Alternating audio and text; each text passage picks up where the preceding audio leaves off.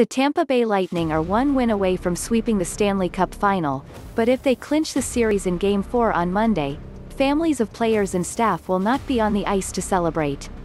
The Canadian government did not grant additional exemptions for family members to cross the border and skirt the federal 14-day quarantine, Deputy Commissioner Bill Daly confirmed to ESPN on Saturday.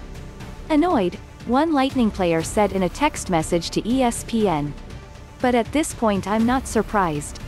The NHL and NHLPA asked the government to allow for families to come and had dialogue as recently as this week.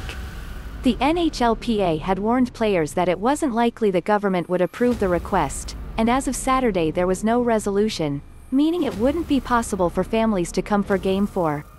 There is still a chance if the series is extended and Tampa Bay returns to Montreal for Game 6, though the NHL and NHLPA are not optimistic to hear resolution by then either, sources said. Last month, the league had negotiated with the government and public health authorities to allow for NHL teams to cross the Canadian border for the final 2 playoff rounds without doing a full quarantine, as long as everyone agreed to a modified bubble. Players and staffers are tested for COVID-19 daily, and nobody is allowed to interact with the general public.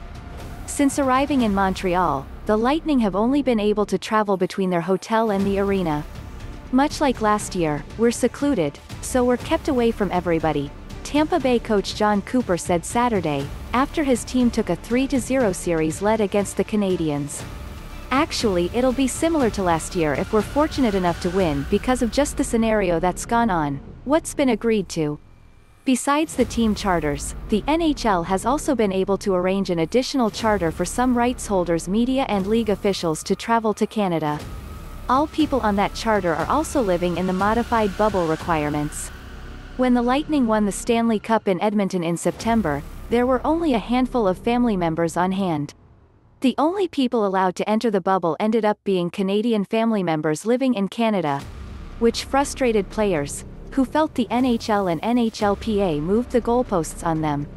When the players agreed to return to play protocols in 2020, they were told spouses, partners and children would be able to join by the conference finals.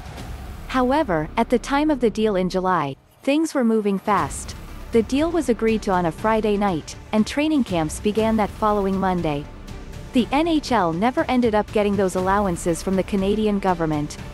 I think they just didn't want to risk the bubble being broken by a random person being brought in and risking it, one veteran player told ESPN in September.